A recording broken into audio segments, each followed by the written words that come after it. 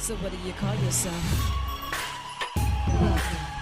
Welcome to the LaTangela Show. Hey. Yeah, what can I do for you this fine day? This is your destiny. Hot, hot, hot. Right now. Welcome to the LaTangela Show. Kick it. Come on in and enjoy yourself. Right now.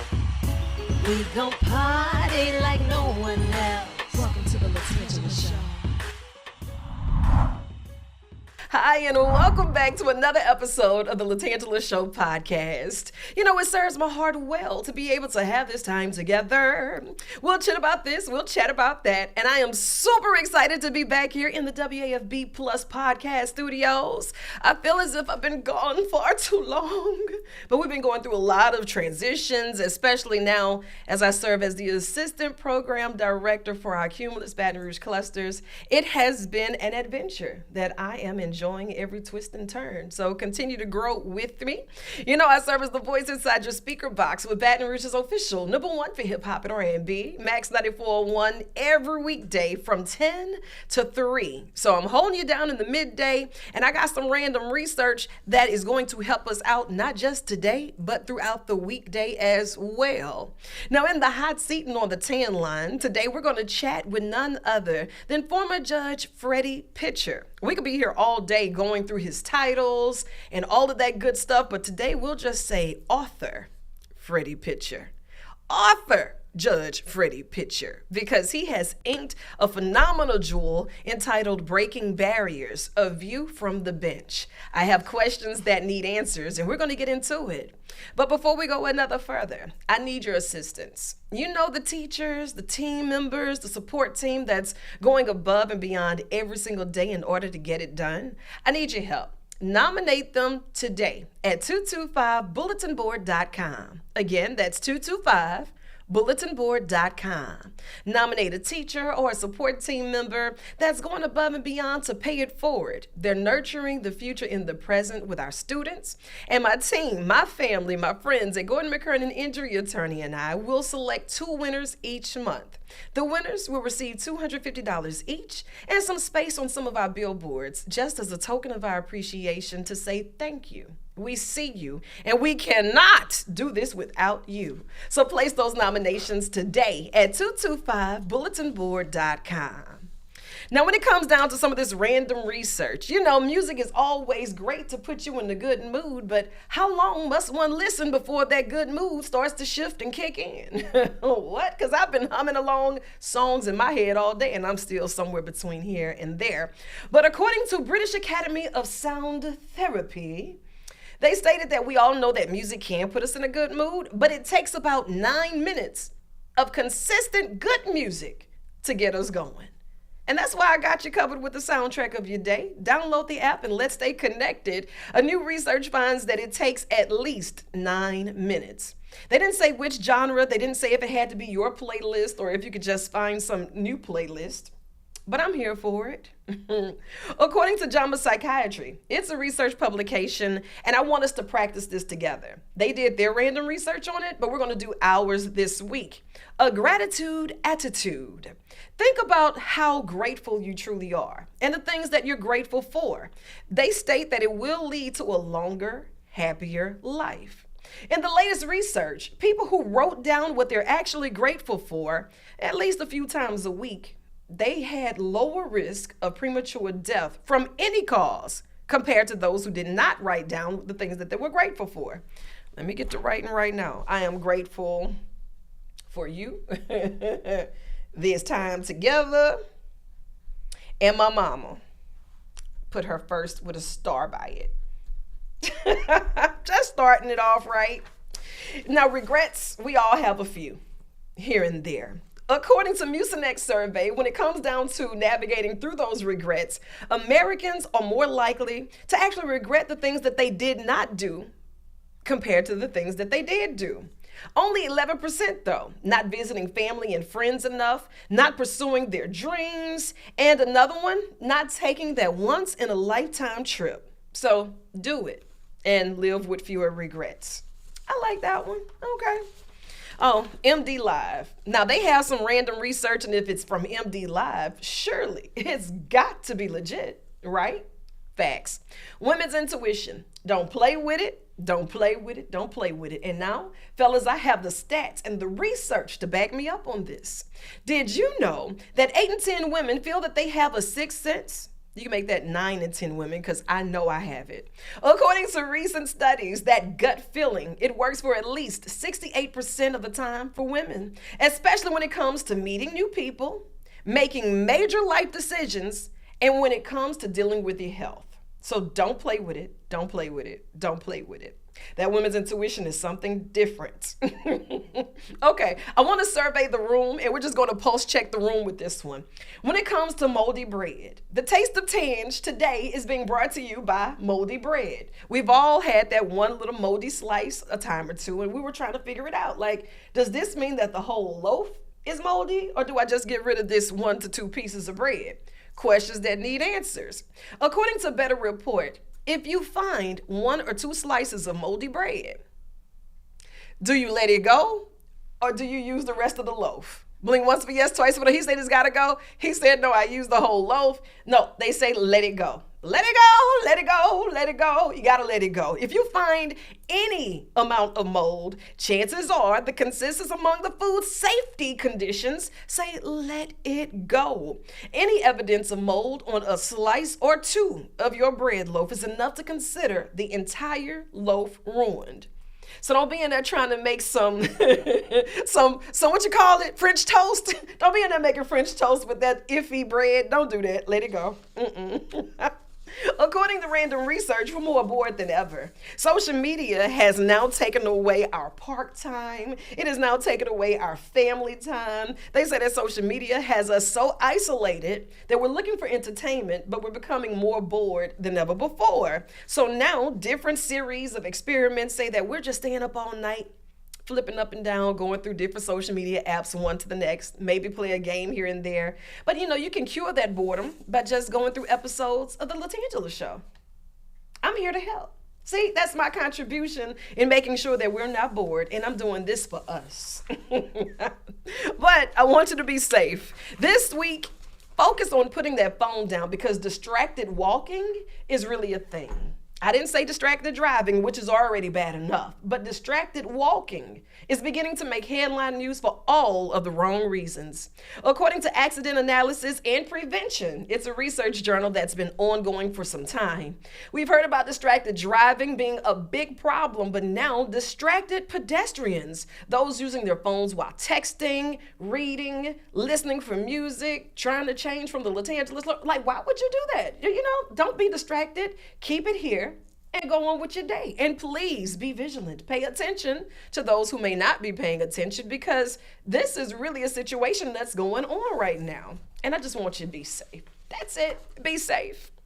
Coming up, we're going to chat with none other than Judge Freddie Pitcher here in the hot seat and on the tan line. And I would love to hear from you, especially if you have a nonprofit organization or you're one of our community stakeholders that's working hard to push the right initiative forward in the right direction. Be sure to drop me a line at LaTangela.com. You keep it locked right where you have it. Hi, and thank you so much for hanging out with me today for the LaTangela Show podcast. In the hot seat and on the tan line, this episode does my heart well because when you have those who is just doing the most in the best way, making headline news for all of the right reasons, breaking barriers, if you will, we have none other than the Judge Freddie Pitcher. How are you?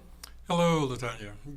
Glad to be here. No, thank you so much for taking time out of your schedule because I know that you have been busy, you are busy, and now you're still doing the book tour. And I have a lot of questions that need answers. Go right ahead.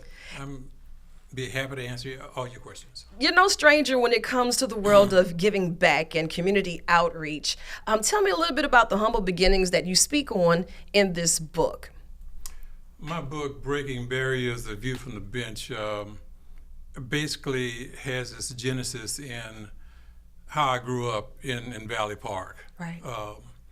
I initially had the idea that I wanted to write a book, and the title would have been From the Bench to the Bar to the Bench. And from the bench is talking about my, as a youngster, hanging out in Valley Park Right. at the Owens grocery store. They had a bench out in front of the store where all of the young guys used to hang out at. And from that bench is where a lot of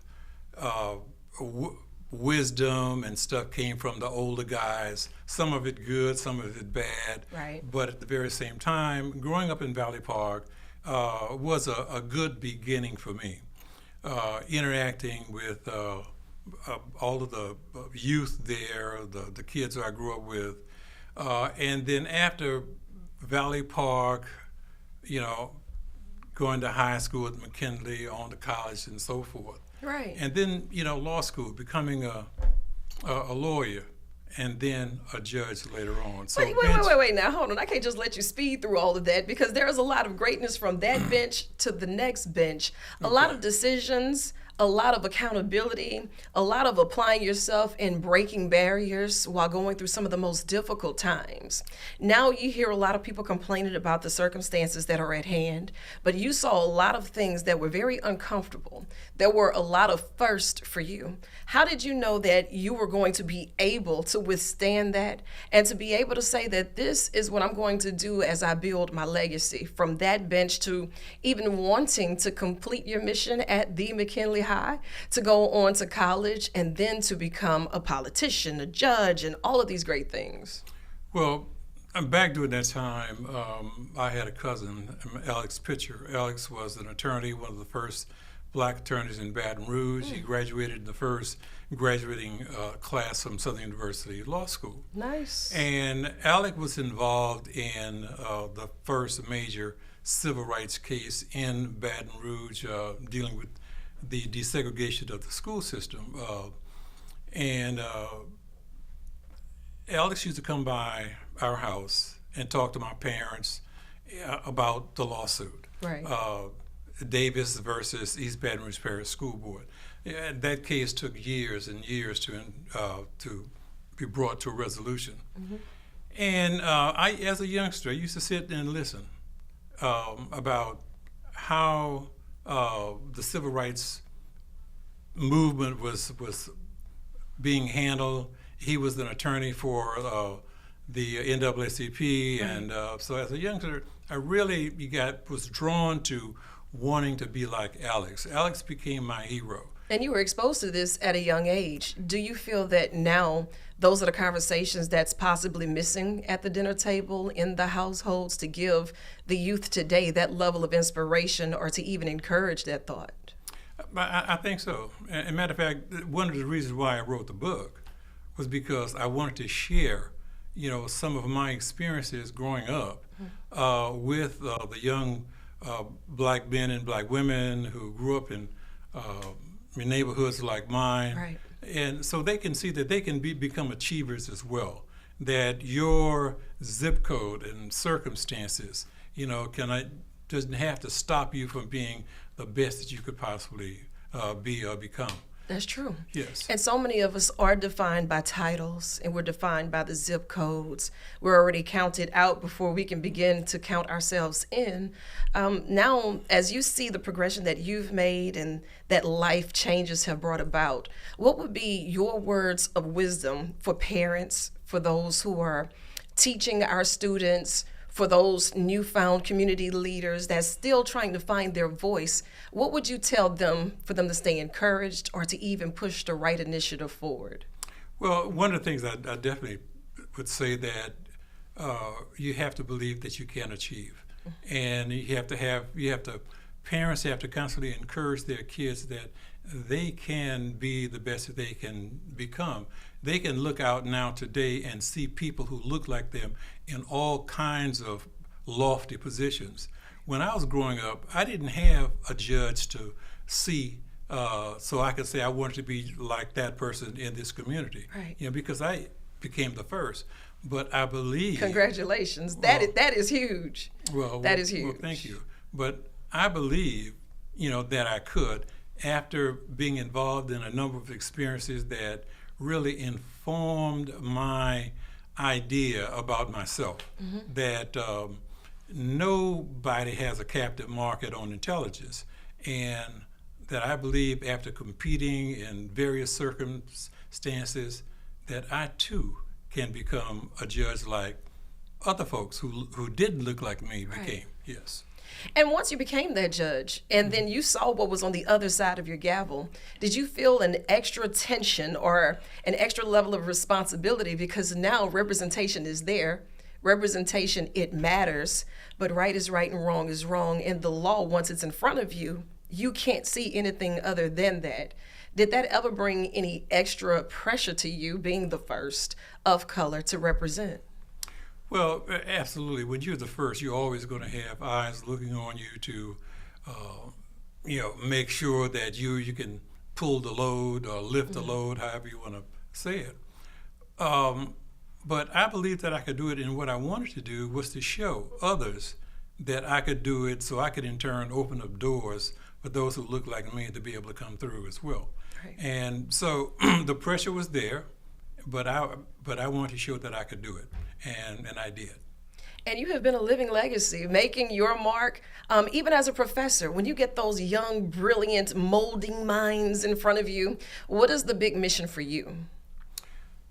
The mission is to have them to understand that, well, first of all, you only get out of the pipeline what you put in it. You have to work hard to achieve to be the best that you could be. If you're going out to be an attorney, you always want to assert yourself and put yourself out in the best light possible. Clients depend upon you to, in turn, handle their business. They want to have trust in you, and you want to be not only a good lawyer, but you want to be an ethical lawyer. Right. Yes. That matters. And whenever people come to you in their time of need, chances are it's a little too late for them to have the conversations that you wish you could have had at that dinner table with them. Now they're looking at you for instant results, especially now living in the world of instant gratification. Right. With a hashtag and a retweet and social media, everybody has the answer. No one thinks about the process and trusting the process, and even the misinformation that gets out, it's a lot harder to contain that type of action and activity because, right now everybody's a reporter. We're walking around with cameras, everybody has an opinion. No one's really doing the research or applying themselves daily to be on the right side because they just want to be heard. They just want to be seen. When you have a platform such as yours, or any platform, if it's in the barbershop, if it's someone that's working at the car wash, if it's someone in the pulpit, with every platform comes a level of responsibility. What do you tell them in this moment to make sure that they're saying what needs to be said to minds that may not know the difference for themselves? I would say that you have to be very circumspect in terms of how you advocate for certain things, because the least little things you say that's wrong can really push somebody off track. When I was coming up, we didn't have social media, Right. And consequently, your word was all you had. And people, when I ran for judge, we didn't have any black judges, and my word had to be important to the people. And after winning the first time, in order for me to get elected the second time, it had to have been based upon how people saw me operate as a judge and how people perceived me, outside of that judgeship role. How did I relate to people? And I always try to relate to people in a way whereby, they will believe that, I had their back. I would be there to do the right thing. Yeah. Not there to give away the candy store. I was there to, in turn, try to help to do justice. I love that. And, we often hear the stories and the glory of it, but when the cameras weren't watching, when people weren't writing the story, what were some of those things that you had to take into that closet and pray extra hard on to make sure that you had the strength to just keep going? Because none of it was easy. And every single day you had to make the decision to apply yourself. What was that pivotal moment for you that said, I don't know if this is the fork in the road to keep going or just to sit down? I'm not sure. Well, my faith, first of all, I had to be grounded in order to do what I did and was doing as the first black judge. Yeah. My election was tied into the church community. I grew up in the church. So consequently, didn't have to say long prayers, short prayers sometimes. It helped me, to make the right decision, do the right thing, because I realized that how I acquitted myself on the bench meant a whole lot to people who looked like me. Yeah. People wanted to see me succeed, and there were other people who wanted to see me fail. Yeah. And I wanted to be on the right side for black people, and I think that I may have achieved it. I love it. And I know that you have a lot of work that you're still doing with all of these nonprofit organizations. You serve as a mentor. How can they reach out to you to get you to come out and speak? Because it's important that we hear from role models such as yourself to say, you know what, I did this. Even when the times got hard, I kept pushing. People need to hear the level of transparency that it wasn't always easy. Well, I'm easy to get in touch with.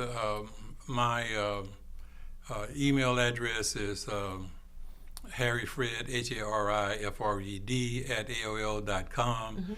And I very seldom do I ever turn down, an invitation to come to speak. Right. The reason why I wrote the book in the first place was to do exactly what you're talking about. Have something for youngsters to be able to see and put their hands on, to say that, yes, I can do this. And I want to go out and encourage kids that they can do what I did and even do more. Yeah. So it's, I felt the weight of being the first. And I tried to make sure that when I opened this door up, other people could come through. And right now, when I was the only one, take the 19th Judicial District Court, for instance. Of the 15 judges that are on the bench, 9 are black.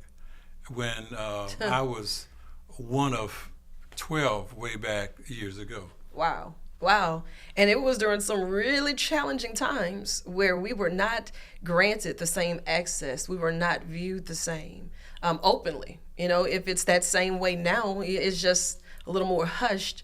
But in those times, it was really prevalent that, no, if you're going to do this, you're going to be the first. And this is some real applied pressure.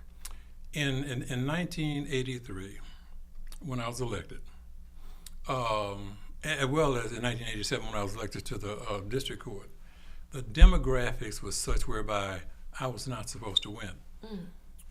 But because of the groundswell of support that I had in the black community and the church community, I had a cadre of young white lawyers who was familiar with my body of work as a lawyer, all came together and helped me to overcome the disparity in terms of demographics.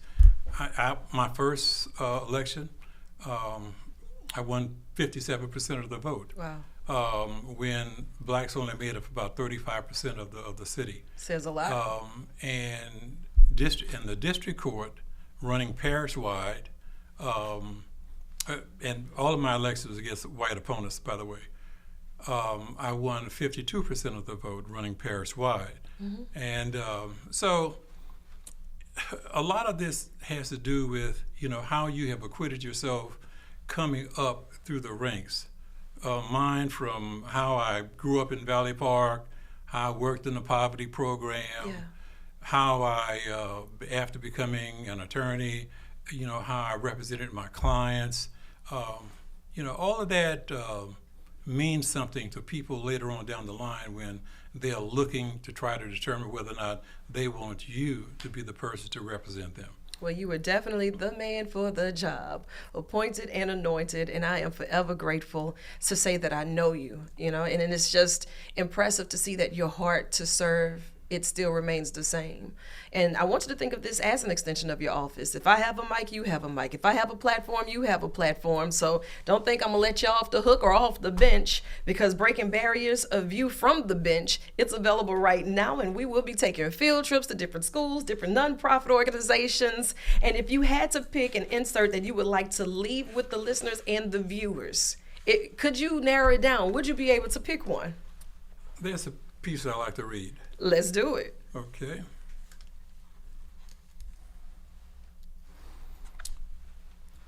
Okay. I think about the time I spent sitting on the bench in front of Owen's grocery store, not knowing what my future held, and marveled at what I had been able to accomplish. Never did I envision that I would be elected to a judgeship 3 times over, nor did I imagine serving as an associate justice ad hoc on the Louisiana Supreme Court, becoming a partner in a major law firm, or being named chancellor of law school. Most of the boys on the bench would have been thrilled with the trip to New Orleans. To think I would be making multiple trips to teach and lecture at law schools in Europe, Africa, and Asia was out of the question. On one of my trips to the Republic of Turkey, I received an honorary Doctor of Law degree from the Sid University, an honor unimaginable during my days on the neighborhood bench. None of these things were on my radar screen growing up. However, I chose not to let the fog of the segregated society in which I grew up dictate the chapters in my life. I stepped outside of my comfort zone and developed the fortitude to forge relationships through jobs, social networking, and created opportunities for me to achieve my eventual goal of becoming a judge. God opened doors, and I walked through them. This memoir is my story, one that I'm grateful to tell. I tell it to encourage other young people to dream big, work hard, never give up. I was able to take a journey that led me from the neighborhood bench to the bar as a lawyer, to the bench as a judge, and to points beyond, making history and experiencing a world I never thought I would see. Simply amazing. Simply amazing.